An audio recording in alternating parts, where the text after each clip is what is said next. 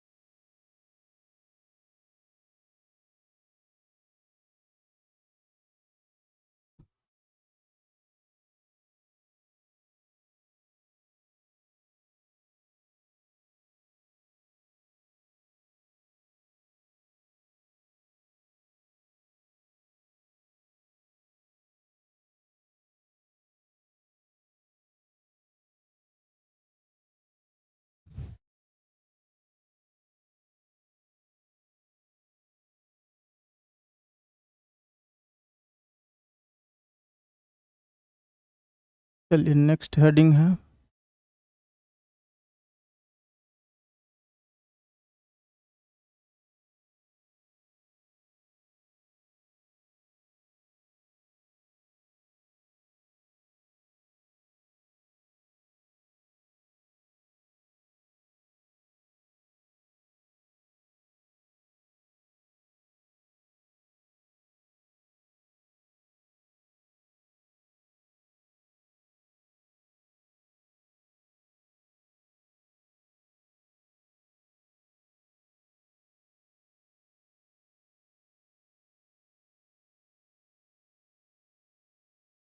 हाँ, चलिए आ जाइए।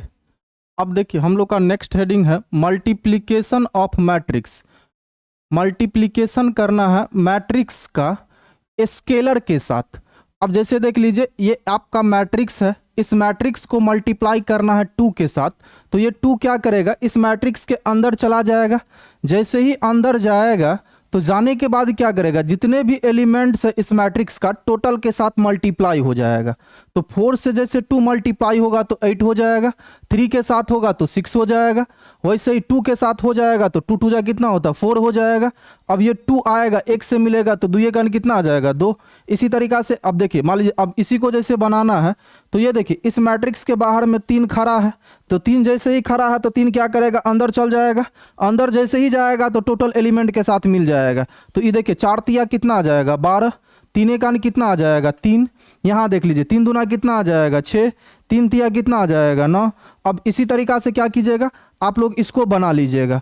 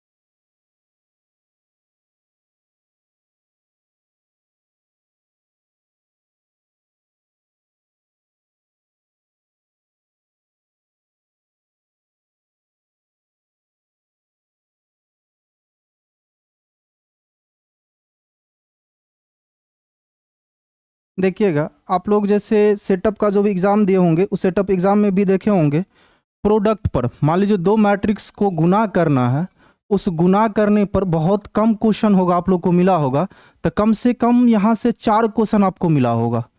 दो मैट्रिक्स का प्रोडक्ट करना, गुना करना है, तो आप लोग सेटअप में भी देखे होंगे कम से कम 4 क्वेश्चन रहा होगा। अब जैसे स्केलर प्रोडक्ट करना था दो मैट्रिक्स का, उस पर बहुत कम क्वेश्चन देखे होंगे, तो आप लोग 3 क्वेश्चन देखे होंगे। जोड़ घटाव पर बहुत कम क्वेश्चन रहता है, तो 2 क्वेश्चन रहता है। टोटल यहाँ से देखिए 4 3 7 2 9, मतलब इतना कंप्लीट करने के बाद आप लोग 9 मार्क्स, कम से कम जो है सो 9 मार्क्स के लिए 9 मार्क यहाँ से ऑब्टेन कर सकते हैं। कम से कम 9 मार्क्स ला सकते हैं। तो चलिए देखते हैं इसको, इन्हें सीखने का कोशिश करते हैं कि गुना करना कैसे है।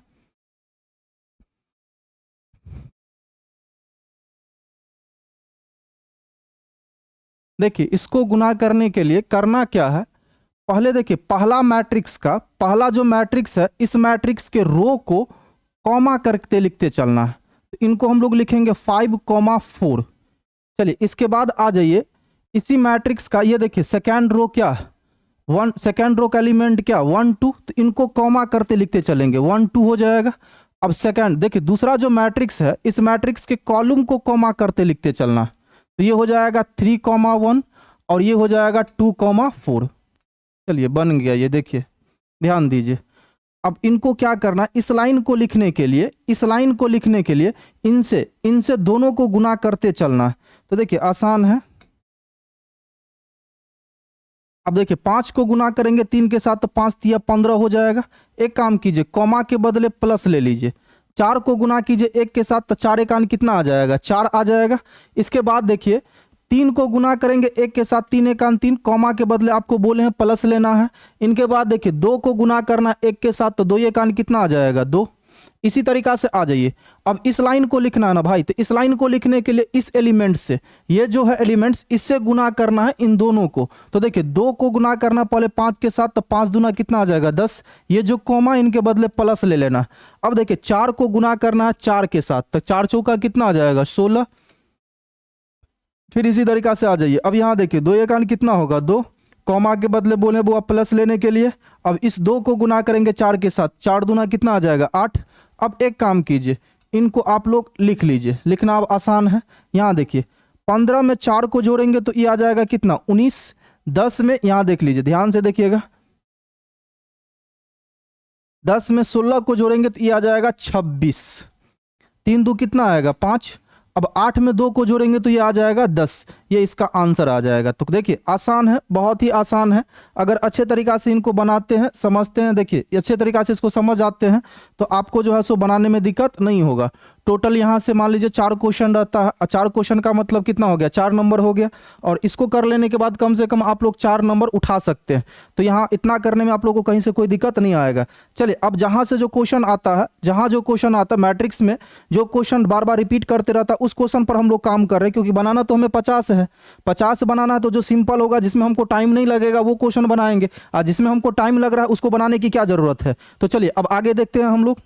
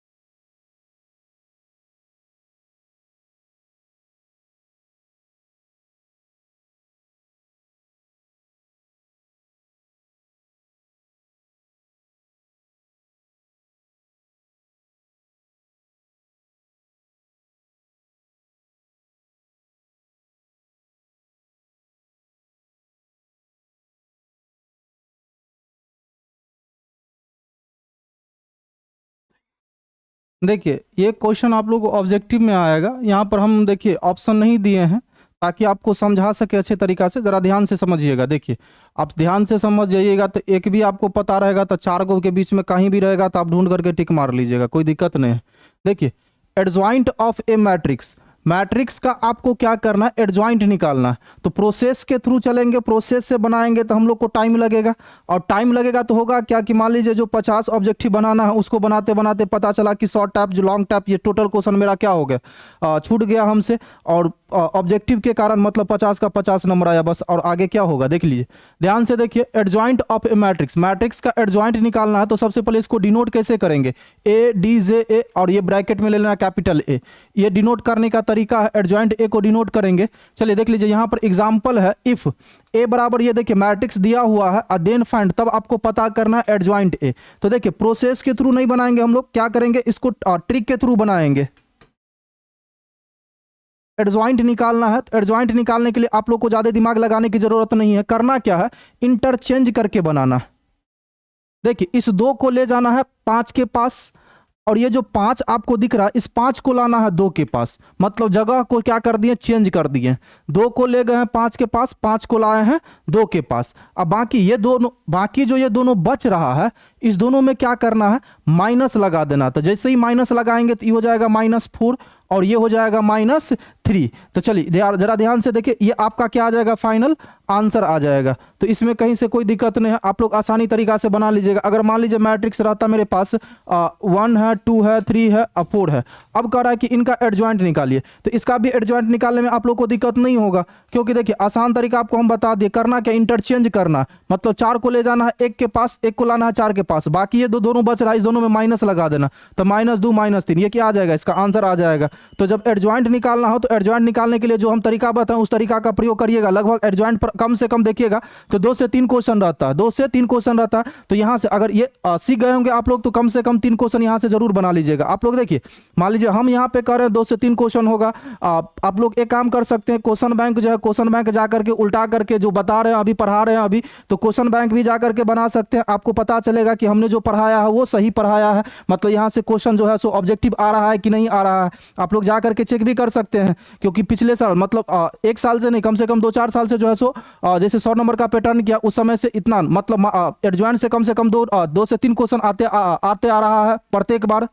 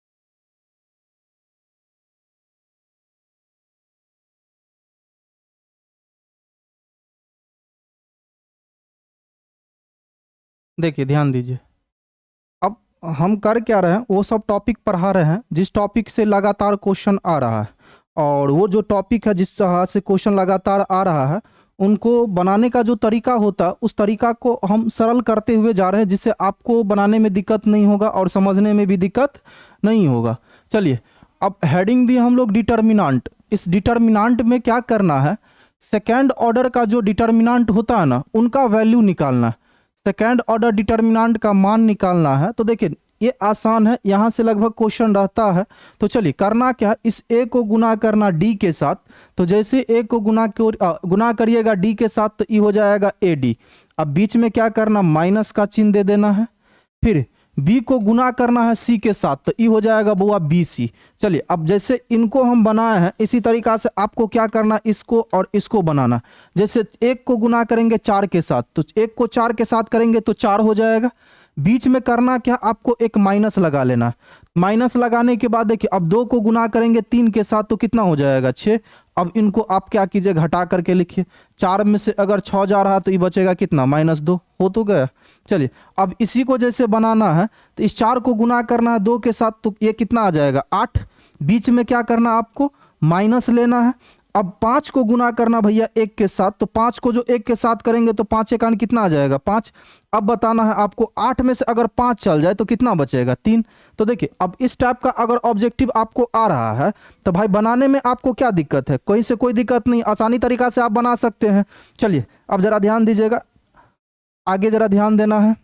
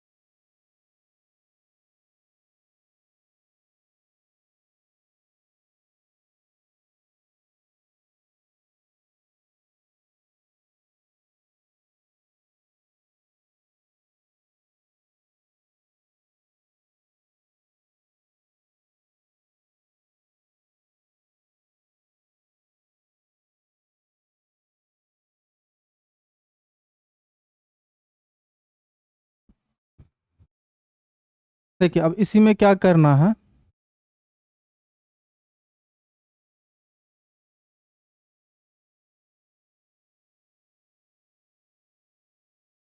देखिए जरा ध्यान से देखिए। अब ये आपके सामने एक क्वेश्चन है, इस टाइप का क्वेश्चन लगातार आते रहता है और पूछते रहता है। देखिए evaluation of third order determinant, third order determinant का मान निकालना है। तो देखिए थर्ड ऑर्डर डिटर्मिनेंट का मान निकालना है, इस पर लगभग देखिएगा तो कम से कम 3 क्वेश्चन रहता है, 3 से 4 क्वेश्चन रहता है। अगर आप इसको कर लेते हैं यहाँ से 3 से 4 क्वेश्चन बना सकते हैं। देखिए करना क्या है, आप आंख मूंद करके, कुछ करना नहीं है, इसमें पहला पर प्लस का चिन्ह लेना है, इनके बाद माइनस लेना है और फिर यहाँ पे प्लस लेना है। तो देखिए पहले प्लस लिए हैं तो प्लस है, तो देखिए प्लस को तो दिखाने की जरूरत नहीं है। तो 1 को जो हम ले रहे हैं तो ये देखना 1 जिस रो और जिस कॉलम में रहेगा उनको छोड़ देना। छोड़ने के बाद देखिएगा तो आपको क्या दिखाएगा 1 0 2 1। इनके बाद देखिए +1 के बाद दिख रहा होगा आपको -2 है। तो इस -2 को जो हम लेते हैं तो -2 जिस रो जिस कॉलम में रहेगा, देखिए -2 जिस रो जिस कॉलम में रहेगा उनको छोड़ना है। तो छोड़ने के बाद क्या बचेगा 4 0 5 1। इनके बाद आ जाइए, अब +3 को जो हम ले रहे हैं तो +3 जिस रो जिस कॉलम में रहेगा उनको छोड़ेंगे तो यहाँ पर वो 1 है 1 है। देखिए अब तो बचेगा कितना 4 1 5 2। चलिए अब इनको सॉल्व करते हैं। तो इसको सॉल्व करना तो आसान है, अब ये बताएं कि इसको कोना कोनी गुना करके करेंगे तो 1 गुने 1 तो 1 आ जाएगा, -0 गुने 2 कितना आ जाएगा 0। चलिए -2 है, इनको करते हैं 4 गुने 1 तो 4 आ जाएगा, -0 गुने 5 कितना आ जाएगा 0 आ जाएगा, प्लस ये 3 का तो 3 है। अब देखिए 4 2 जा 8 हो जाएगा और -5 एक कितना आ जाएगा 5। तो अब 1 देखिए 1 में से 0 गया तो 1, तो ये 1 गुने 1 होगा और -2 गुने यहाँ पर देखिए ये 4 आ जाएगा और प्लस ये कितना 3 गुने ये कितना आ जाएगा 3 आ जाएगा।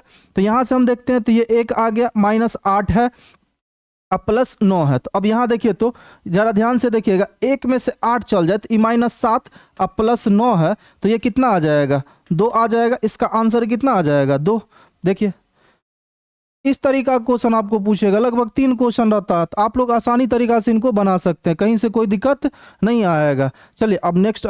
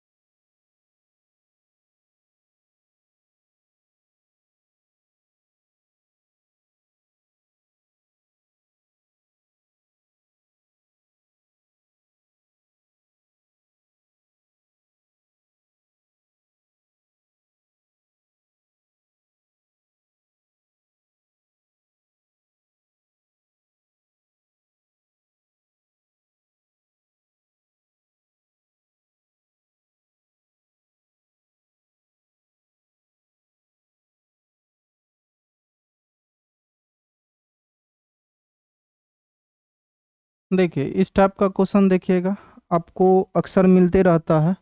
यहाँ से एक न एक क्वेश्चन रहता है, इन्वर्स ट्रिगोनोमेट्रिक फंक्शन का क्वेश्चन है। तो यहाँ देखना है कि देखिए इसको बनाने के लिए आपको ज़्यादा टेंशन लेने की ज़रूरत नहीं है और ज़्यादा सोचने की भी ज़रूरत नहीं है। अगर 10th आप अच्छे तरीक़ा से पढ़े हैं तो यहाँ से देखिए अच्छा बना सकते हैं, कोई दिक्कत नहीं होगा। ये देखना आपको 1 बाय जो √2 है, साइन में कितना डिग्री का मान 1/√2 होता है। तो देखिए साइन में आप लोग पढ़े होंगे 45 डिग्री का मान 1/√2 होता है। तो इसको ज़रा ध्यान रखना है। जीरो को तो आप लोग जीरो लिख लीजिएगा। इनके बाद 30 जहाँ भी आवे उसको π/6 लिखना, 30 के जगह पे। 45 डिग्री के जगह पे आपको क्या कर देना, π/4 लिख लेना। 60 की जगह पे क्या करना, π/3।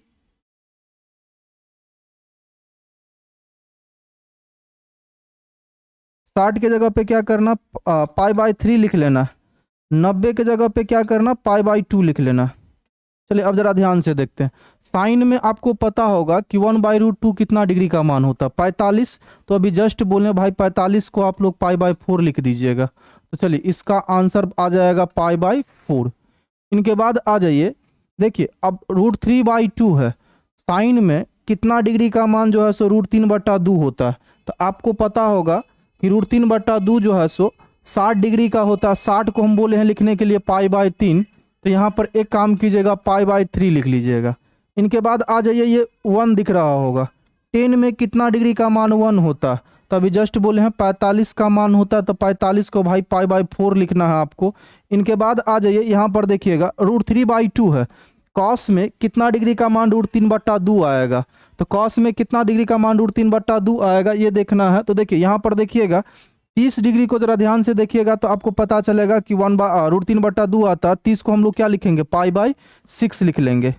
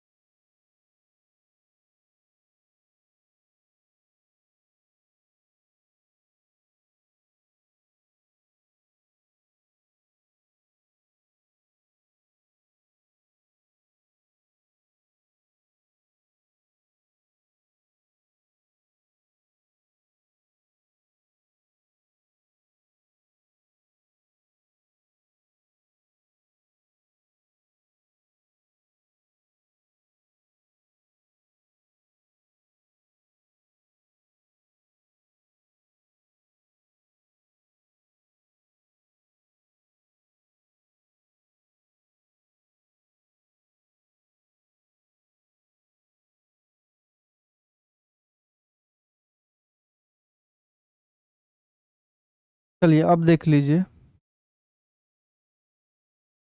1/2 से कोई दिक्कत नहीं, लेकिन ये माइनस आपको दिक्कत कर रहा होगा। देखिए इन्वर्स में, साइन इन्वर्स में अगर माइनस रहे तो माइनस को क्या,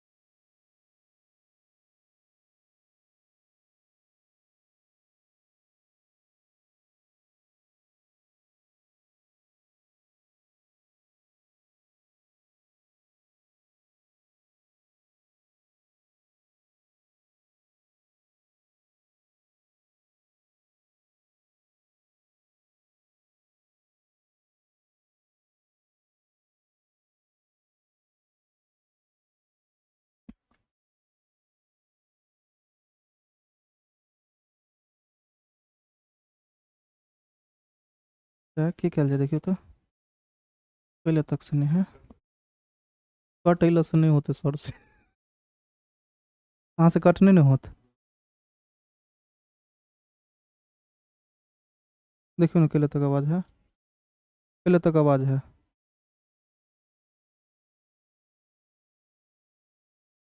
काटे दियो ना तो की करबे।